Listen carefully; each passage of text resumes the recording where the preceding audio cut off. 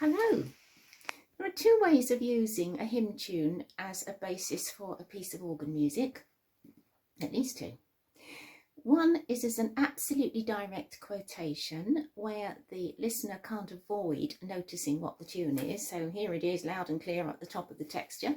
And the other is what's known in the trade as a peg to hang it on, a compositional device and a thought system which may not be immediately apparent.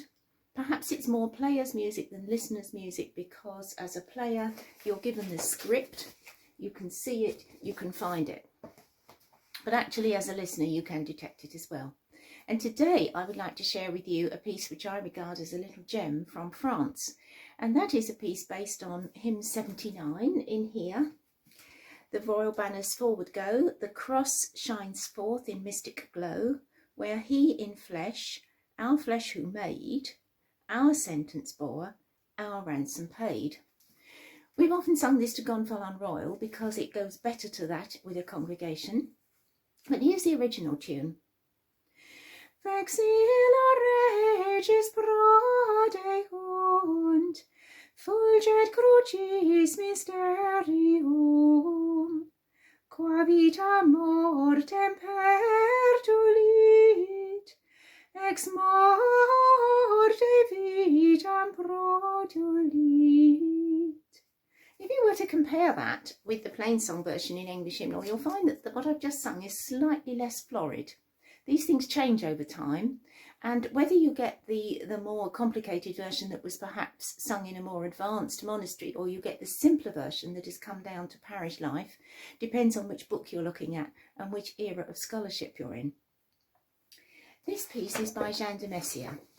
Jeanne de Messier was born 100 years ago, and she only lived until 1968, and this comes from a set of pieces that were published in 1950.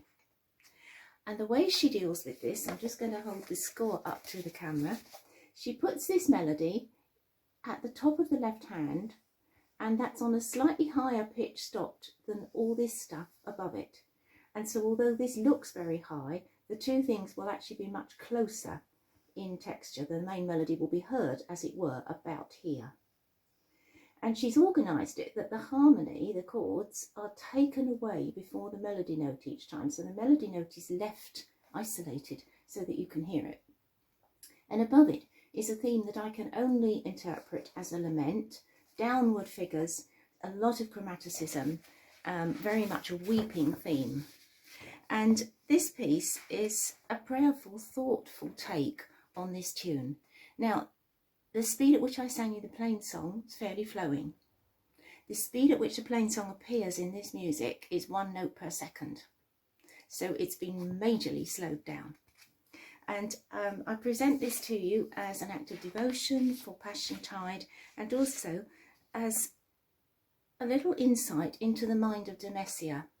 The amount of layering and texturing and multiple thought that's gone into 2 pages of externally slow-moving simple music is just amazing, and that's typical of her writing. She also writes fiendishly difficult, fiery toccatas and all sorts of things, but here you're getting the intellectual and prayerful de Messier. So I leave you with that and wish you a blessed Holy Week and a wonderful Easter.